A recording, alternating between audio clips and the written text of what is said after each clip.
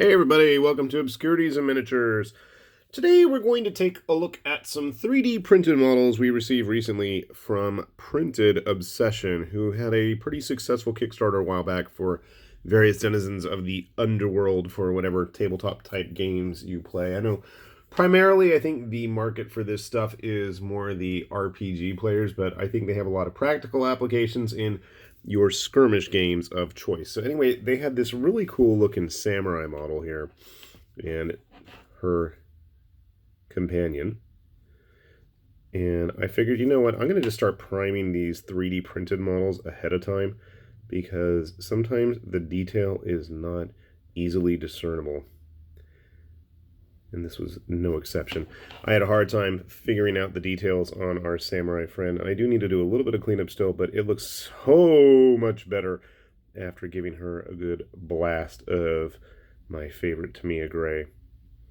So as you can see, she's got her little Hanya, I think that was her name in fact, mask there, her sake gourd, her swords, her pipe that she's smoking, and I can't tell one way or the other if there's actually any real facial details outside of her hair there. Her hair kind of blends into the pipe, and it's a little hard to see there.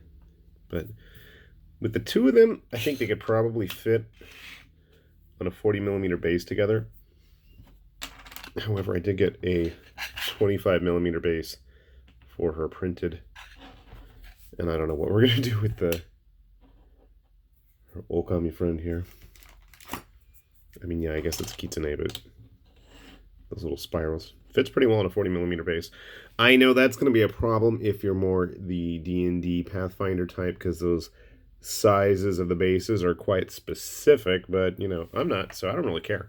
Anyway, I thought it'd be fun to grab a couple other models just to give you a good size indication. So this is an Artisan Guild Amazon. Here is a Conquest model from Parabellum Games. That's the Lord Executor. Now, he's pretty big, and he's tall by human standards even.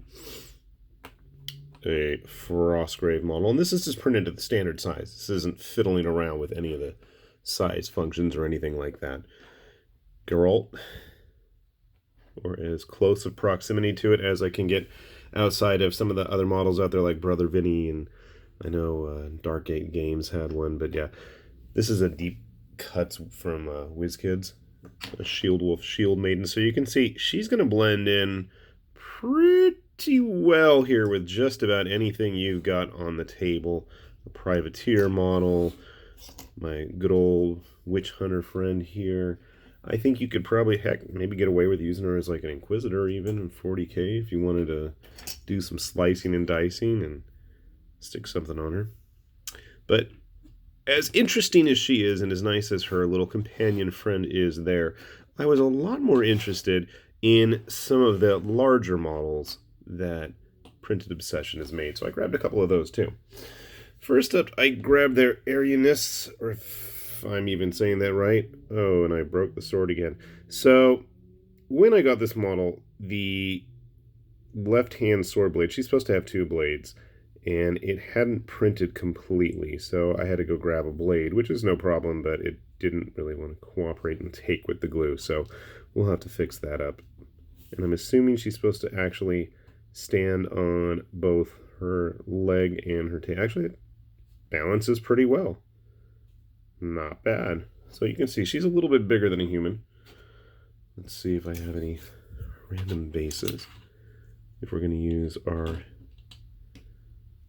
Samurai Lady as a scale, so she's a little bit bigger. But then I thought, you know what, that's still not big enough for me. And it is quite cool. I do like the fact that rather than go the cheesecake route with her, she is fully armored. I mean, really, really armored up. So that's kind of cool. I'm going to probably use her with my Abyssals in Kings of War's Vanguard group that I've been slowly but surely building my way through. But then I thought, you know what, that's still not big enough. So then I got a hold of one of their hexanagas. And if you guys have listened to me ramble on before about reptiles with multiple limbs, yeah, this is right up my alley. Now, it does give me a bit of a Naga-ish vibe from Warcraft, but it's still, you know, with the 6 arms, what is it, Meriliths? I don't remember all my demonology from D&D.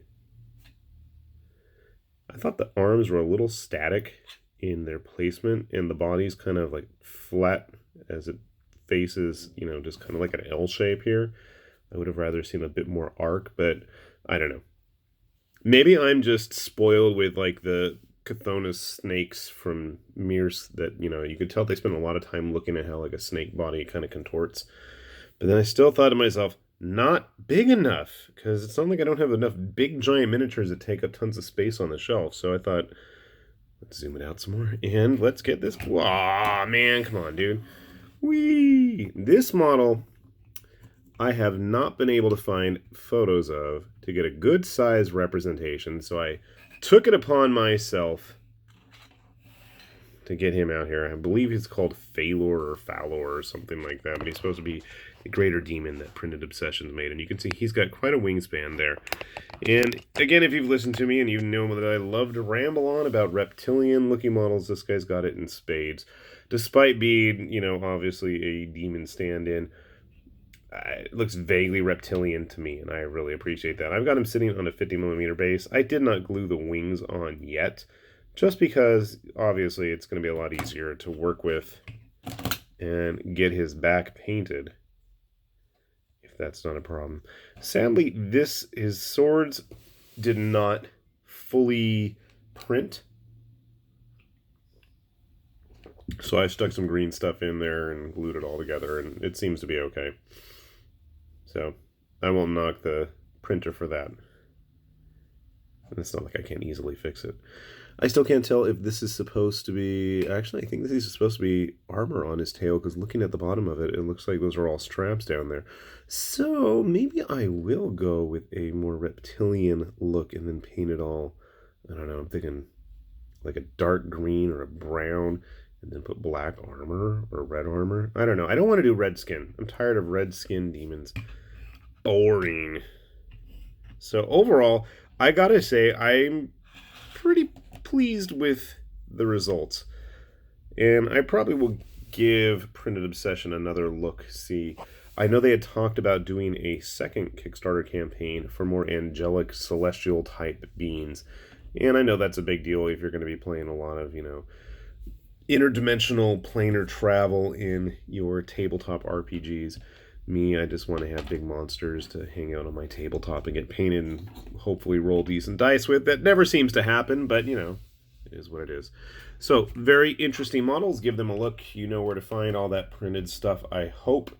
And definitely, I will be keeping my eyes peeled for what they've got coming in the future. With that said, this is High Lord Tamberlane with Obscurities and Miniatures, and we're saying thanks for watching, and we'll see you back here soon. Bye-bye.